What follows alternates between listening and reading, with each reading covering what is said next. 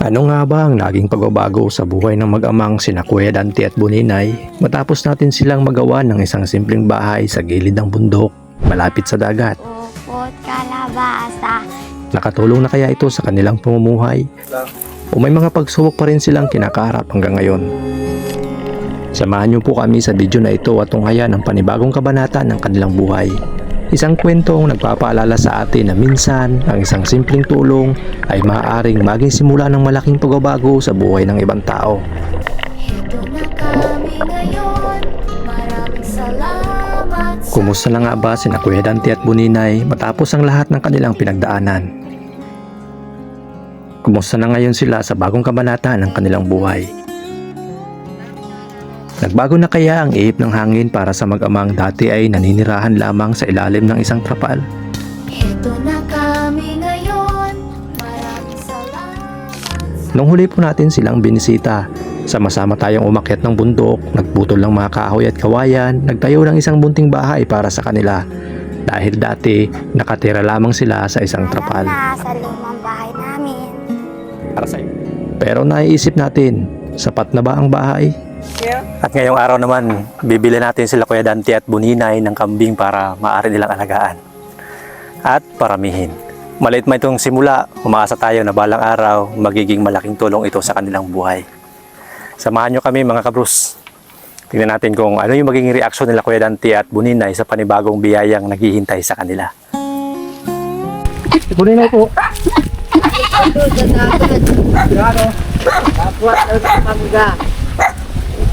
Ba? Yung gabi. Ano pa mabigay sa'yo? Oh. Ito na tayo mga kabad. Medyo malayo-layo. Layo nga. Ito natin mag-alinis yung paligid dito. Kaya wala daw po si Buninay. Nasa dagat. Nasa dagat. Sa dagat daw. Tignan mo kabad oh. May takip na yung bahay ni Kuya. Kinumplituhan niya na. May dindig na yung kabila. Pasukin mo Kuya. Once. Ay, ding-ding na. Aba, may lamesa na. Talaga, ganda. Oh, kumpleto na.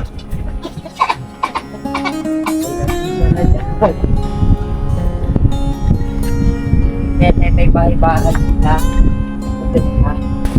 Oh, Ay, pintuan na. Oh, di ba? May bintana pa. Sabi ko sa'yo ay. Sabi ko Ayos. sa'yo. Yes. Dalawa na ang kandaan din siya. Isa na lang ang kailangan dito ni Kuya Dante mga kawal. Oh. Asawa. Baka may mumungkahi kayo, baka may magagawa kayong paraan. Mo si Kuya Dante yun. Eto na kami ngayon. Maraming salamat sa inyo. At ito naman yung CR. Sabi ko sa'yo, katulad ng pangako sa atin ni Kuya Dante, siyang gagawa ng CR. Ay, mga kawal, tingnan tapos. di ba tapos? Oo. Special po yan. Wala pang dingding niya. Ano yan, oh? Bubuksan mo na lang.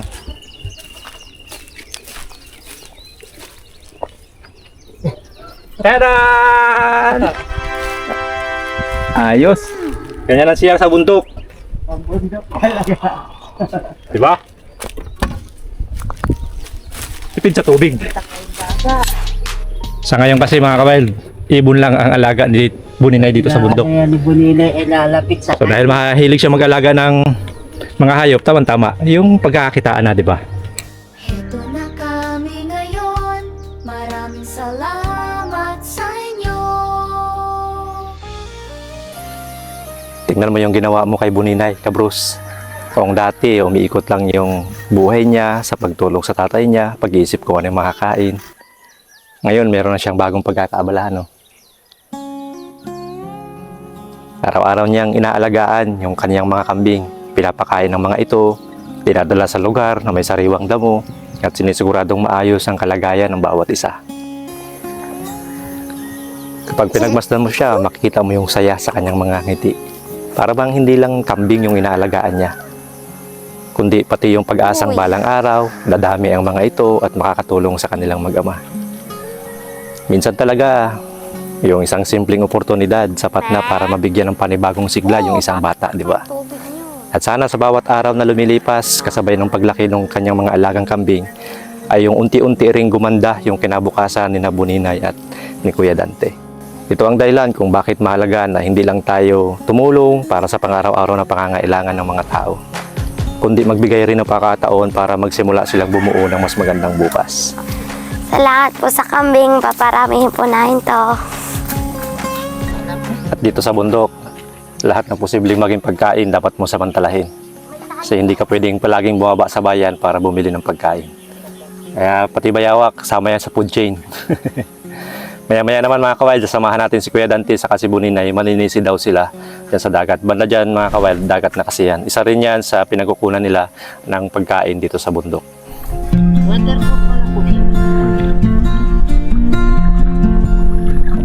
Tingnan mo nga naman, isa sa pinaka magandang pagbabago sa buhay ni na Kuya Dante at Buninay ay ang unti-unti nilang pagbabalik sa mga simpleng bagay na nagbibigay sa kanila ng saya at pag-asa.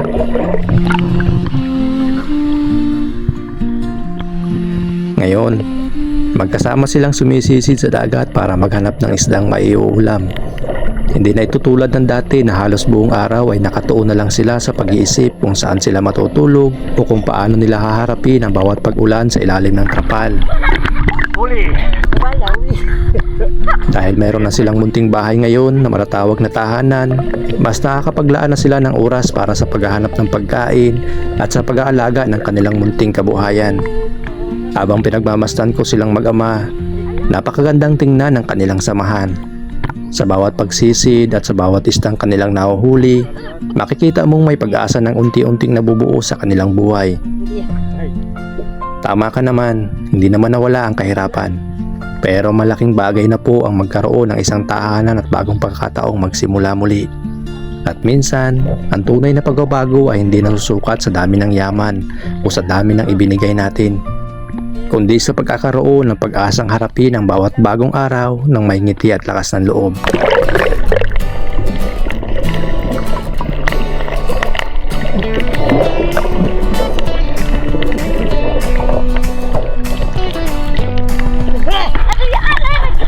Yung ano ay. Ang laki! Lahat! Ayos! Hindi na makikita yung ano. Napuga pa na yan. Hindi na makikita yung kasag. Pusit ito. Pusit! Tawak, Buninay, pusit! Yung ano, Wala na. lukos! Kanukos. Oo. Lukos! Lukos! Baka lumipad dito. Nangangagat yata ito. Hindi. Sarap niyan. Patay ko na. Patay na. Wala ito pagpatay. Ilagay mo lang siguro na po. Hindi na makakaalis. Aluhin mo nga. Ano? Naglabo at tubig. Wala na yung kasag.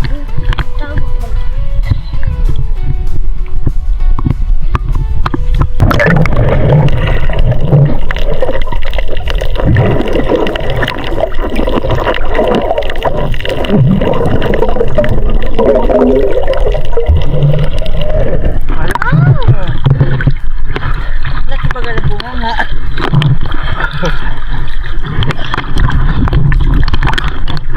May pula. Ano yan? Parang kanina. Lapu-lapu.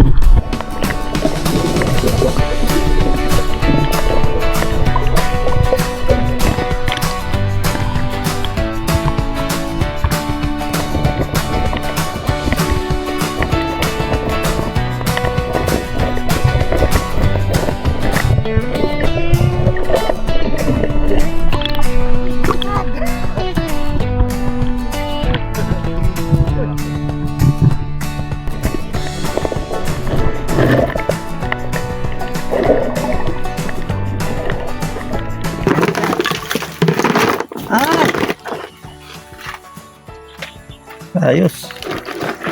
Malaki na oh. Nga ng mga kasago. Yan. May sahang malaki. Lagkit. Ganda ng huli. Gagatayin ko na ito.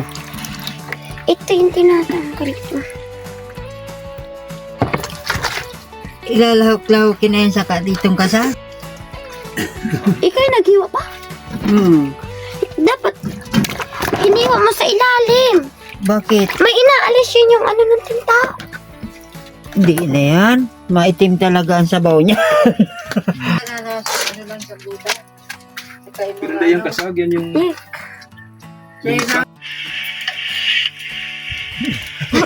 Sabaw. Yan talaga, pusik yan eh. Manala. Ayoko niyan. Ano gusto mo? Laman. Yan. Mas binigay mo sa akin. Ako nagkakambing. Maraming salamat po dito. Ay! Maraming salamat po, Ma'am Camille, dito po sa kambing. Maraming salamat po dito sa kambing. Ay, kakainin mo ko. Papalamihin namin ito dito.